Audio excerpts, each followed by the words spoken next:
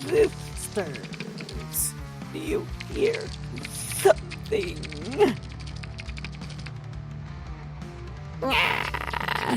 Not a thing, brother. What is it you think you heard? I thought I heard footsteps. Wait, I smell something, brother, sister. Every member of the party held their breath and crouched low into the ferns, hoping that these things did not have as keen a sense of smell as they clearly did of sight and hearing. The largest of the spiders wriggled its limbs as it lowered itself slowly to the ground. It took a few steps and then shimmered, rippled, became transparent, and disappeared for a moment, and then reappeared, clinging to the trunk of a nearby tree. Another of the massive spiders materialized suddenly in a canopy almost directly over Miria's head, and lowered itself down on a web, swinging its body to and fro as it scanned the horizon. I see nothing, brother. It has been so long since we've tasted mortal flesh. They so rarely come to this part of the jungle. They continued to search, fading in and out of visibility, shimmering, rippling, their movements erratic. Edryk slithered on his belly, trying to work his dagger free as he moved inches by painful inches back from the thing. One of them was salivating at the prospect of tasting human flesh. A drop of iridescent drool impregnated with venom dripped from its maw and dropped on the ground next to Raxon's head. The stump hissed, shriveled, and smoked on contact with the venom before sprouting a number of strange, iridescent mushrooms. I think you're teasing us, brother. Mouthing a prayer to the forces of order and the holy savior of his homeland, Raxon gripped the hilt of his sword and slowly slid it partway out of the sheath, desperately hoping his blade could bite through that chitin at all, which there was no guarantee. Even if he could hit them, they seemed to fade in and out of existence on a whim, moving and appearing somewhere else. Perhaps I was mistaken, sisters. Enough of this. Let's get back to the feast we already have. All at once the creatures faded away, reappearing inside their dome of webs, and sank their hungry mouths back into the gigantic moth on which they were feeding. Every one of them breathing silent prayers of thanks to some power or another. The party crawled slowly through the tall ferns and away from the nest of the giant spiders. It took them nearly 15 minutes to find each other, and once they did, by some unspoken compact, they double-timed their march until they had put hours between them and the creatures.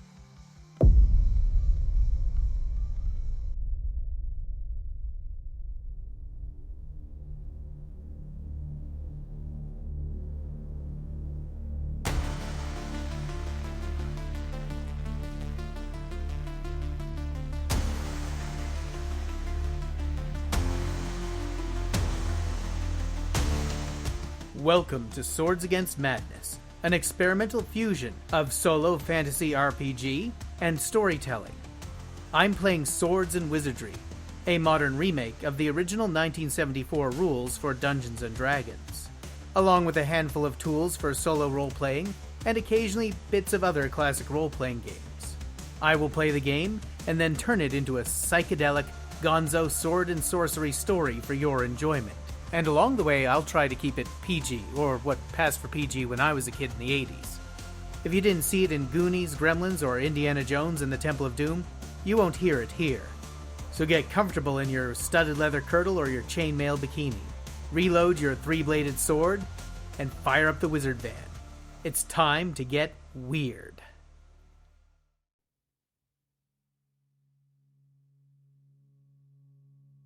Okay. I'll admit I was teasing you all a bit with that one. but I feel that encounter does a great job of exploring an important couple of aspects of old-school role-playing games. The first of those two principles are that there's no such thing as game balance in an old-school game, not unless you force it in any case. That was possibly one of the most dangerous creatures on my entire encounter table.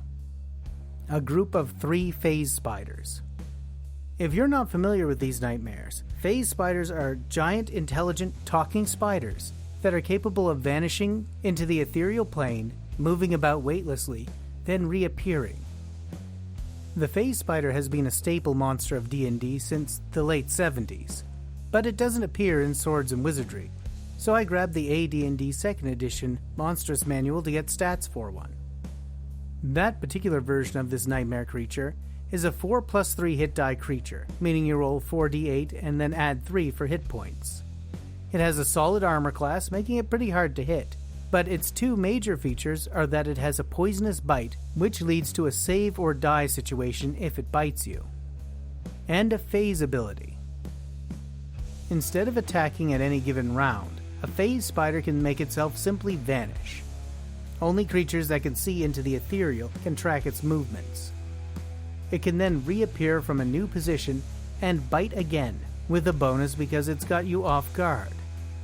Just one of these would have been more than enough to wipe my party, and I rolled 3 of the beasts. But that's one of the things about traveling in the wilderness in an old-school D&D game. You are going to have a chance of running into wandering monsters as you travel, and while the directions for creating a random encounter table when you're close to the city makes them a little easier, once you're out into the wilds more than a few hexes away from home, the monsters you can run into can range from the easy to the absolutely nightmarish. You're just as likely to run into a manticore as you are a goblin. In many ways, exploring a dungeon can be a lot more predictable and a lot safer. After all, the old dungeon wandering encounter tables are broken up by the level of the dungeon, with weaker monsters up near the top.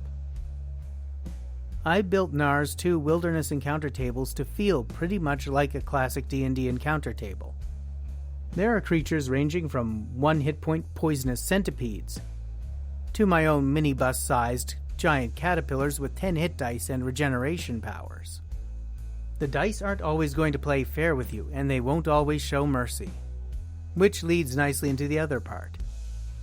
In 3rd edition and onwards, if your DM was using the challenge rating system, you could be sure that you could handle 3 or 4 encounters a day very easily. That your characters would have 1 or 2 challenging fights, 1 or 2 easy fights, and maybe a fight or 2 in between. And as long as you didn't push yourself, and the dice didn't take a nasty turn, as long as you used a little bit of strategy, you'd win out. This represents a big change in the philosophy of Dungeons & Dragons design from the old school. It's what we call combat as sport. The reason for combat encounters and action sequences in newer editions of Dungeons & Dragons is to show off what a badass your character is. To give you the sense that you really are the hero in a swords and sorcery action experience. Old school games aren't quite the same. While BECMI Dungeons & Dragons has a section on how to design and balance encounter, and while Swords and Wizardry has something like a challenge rating system, their only function is to tell you just how powerful a monster is, to give you a sense of what the party's up against. Combat isn't sport in old D&D, it's war. Your goal isn't to look like a badass. Your goal is, like Fafhrd and Grey Mouser, to use every bit of wit, every dirty trick, every resource at your disposal to outwit your opponents without opening yourself up to getting hurt. Because your characters, even the fighters, are pretty squishy.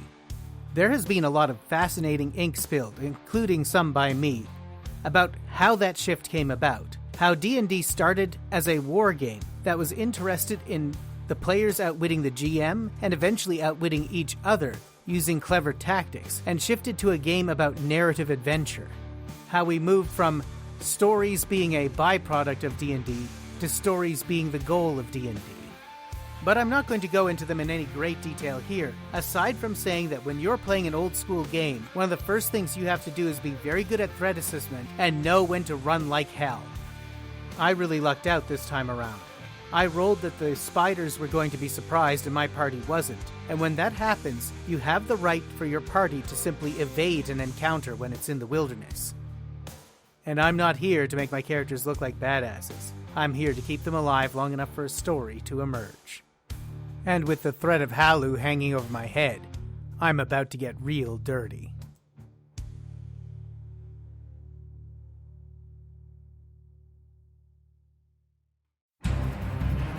Hi, I'm Jon from Tale of the Manticore. Maddie Searle from A Game of One's Own. PJ from A Wasteland Story and the Solo Roleplayers podcast. Simon from Legend of the Bones. Brian Rideout from Swords Against Madness. Carl from The Lone Adventurer. And I'm Sharik from Roll By Myself. And with our solo role-playing audio, Narrative. Actual play. Drama powers combined. We are the Solo Roleplayers podcast network.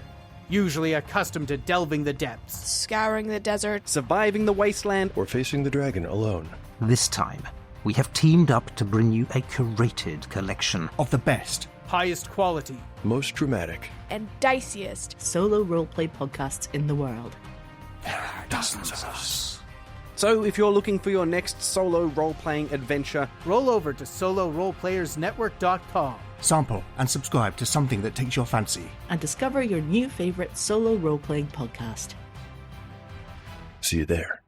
12 years ago, Haidran could barely see. His goggles were fogged. The stifling heat inside his plague mask was causing sweat to run into his eyes and sting him. He carefully opened the woman's vein with a silver lancet and poured the unguent down the blade, praying that it might take effect, hoping he could get her heart flowing again. He held his breath, the smell of the mint and lavender inside his mask burning his nostrils. There was a couple of hopeful pulses of blood coming from the wound. And then, nothing. So weary, so tired. He sat down on the bench and held his head in his hands, shaking them. He wanted to take the mask off on one hand, but he also didn't want his apprentices to see him cry. So many lost.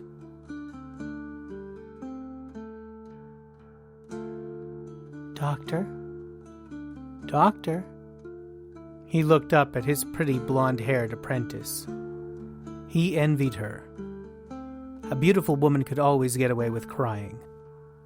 And her cheeks glistened above the veil she used to protect herself from the fumes of this foul place. I just couldn't save her. My skills weren't enough. Another life pointlessly lost. Come now. He reached up a gloved hand and wiped a tear from her eyes, wishing someone would do the same for him. We can't stop to mourn just now. Did she not have a husband who is also sick? Where is he? I'm afraid he's already dead, Doctor. Damnation. The gods are cruel today, are they not? She looked shocked at his casual blasphemy. Alas, no, we can't blame the gods, can we? This is my fault. I don't have the skills for this plague. It's not your fault, Doctor. You can't blame yourself for this. Maybe it's fair to leave a little bit at the gods' feet. It's not really our place to judge the gods, though, is it? No.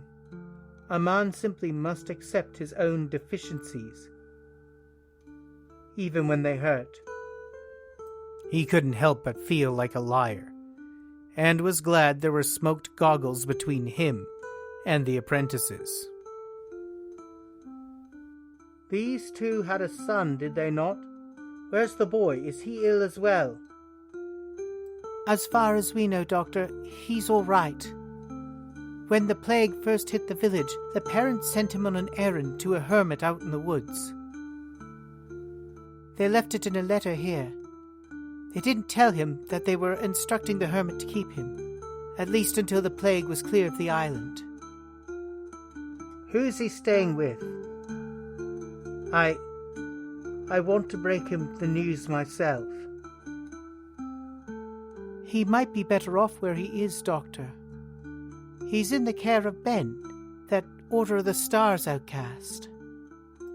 Has he no other kin on the island? Someone at Nar village, perhaps? An aunt and uncle. A few cousins. He ought to be with them, then. I will see that he's returned to his kin. That wizard is nothing but a crazy old man. Surely this isn't part of the job for someone of your stature. A job for the Beadle or someone like that? To be honest, I need a break. I need to think about how I'm going to go into things in the future. The apprentice cast a glance at the dead woman lying on the table, her skin covered in strange purple veins. After a moment, she nodded in understanding. I think I need a little time to have a conversation with the gods. Maybe pray to correct my own deficiencies, or at least understand what they are. What was the boy's name? I'll check the parish records for you, of course, Doctor. But I'm pretty sure it was Edryk. Well, let's see if we can't do something for Edryk, as I couldn't help his parents. A wiser man might have prepared for the journey. He might have packed some bags. He might have collected a few supplies. He might have waited for the parish records to be checked. But as he stood there, looking through his wet, foggy goggles at the woman on the table, he just needed to be out there. And yes, he needed some time to square things with the gods, one way or the other. Perhaps a hermit might just be able to help him figure out what his deficiencies were. He stepped out onto the trail behind the house and walked into the jungle with nothing but his surgical kit under his arms. He waited for well over a mile before he peeled the mask off, waiting until he was sure no one would see the mix of grief, confusion, anger, and despair that was written across his face.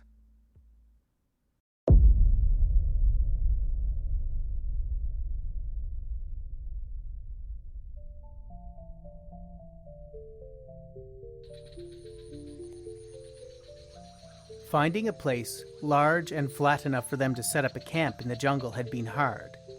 Finding wood dry enough to burn even harder.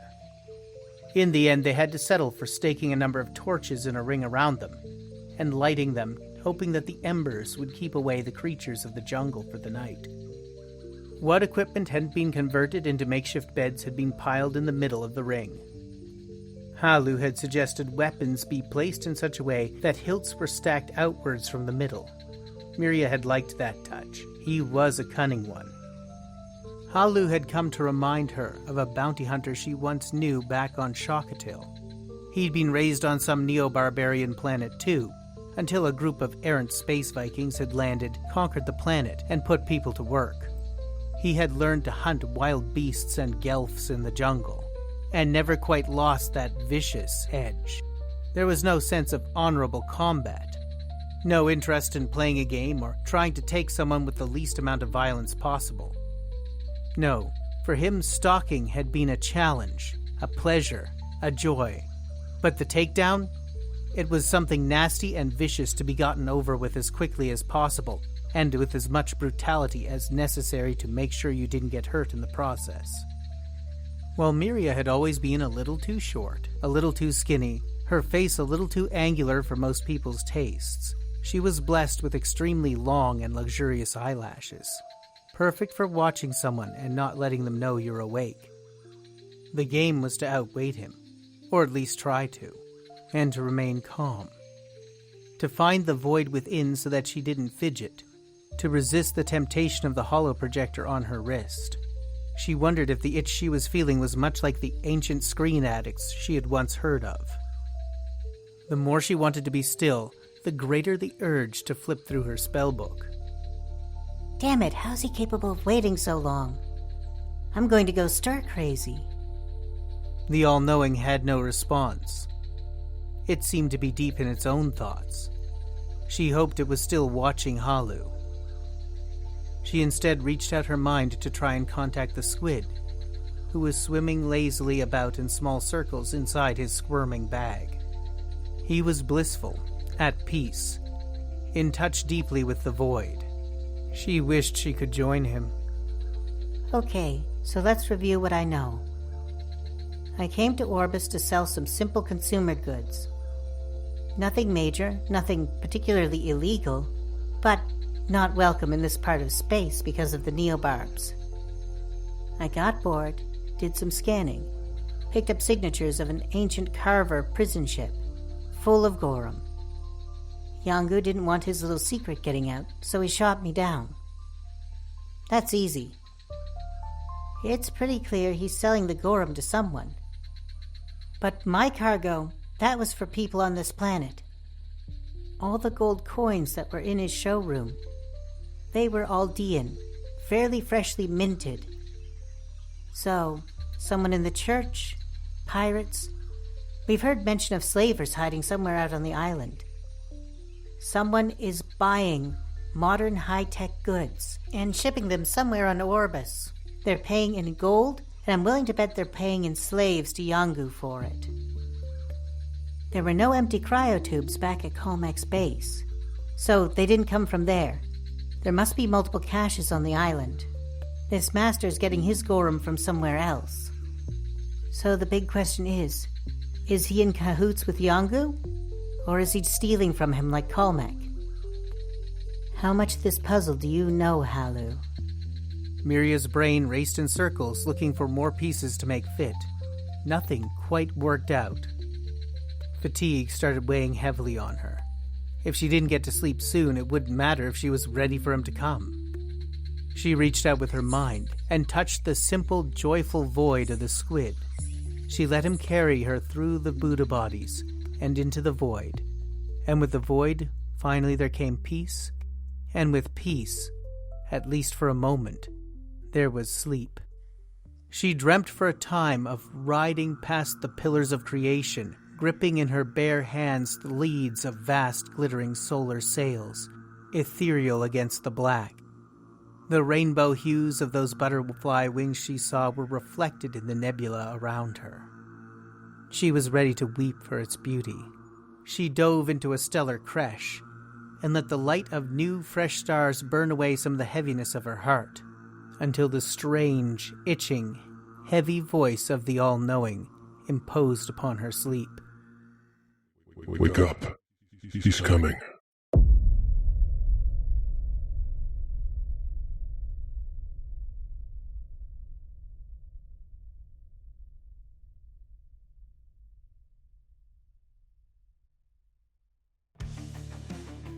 Swords Against Madness was written, directed, played, and GM'd by Brian C. Rideout. Editing and production was done by Stormhead Productions, which is also Brian Rideout. I have generated the music in this series using the Suno AI. For show notes and more information, visit swordsvmadness.stormheadproductions.ca. I also have the good fortune of continuing to feature the voice talents of Jon from Tale of the Manticore as the All-Knowing. I don't know how I'd have made this show half as cool without you, Jon. This week I've had the wonderful opportunity to read some fan mail. This one's from Damon Lupnitz. I just want to drop you a note to say I love the podcast. I've been rapidly listening to them since I found your site at the end of last week.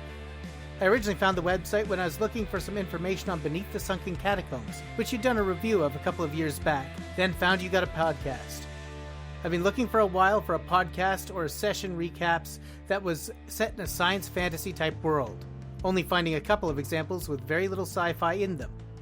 Listening to this podcast has helped me get in a frame of mind to run the module ASE. Thanks, Damon. Your feedback means a lot to me.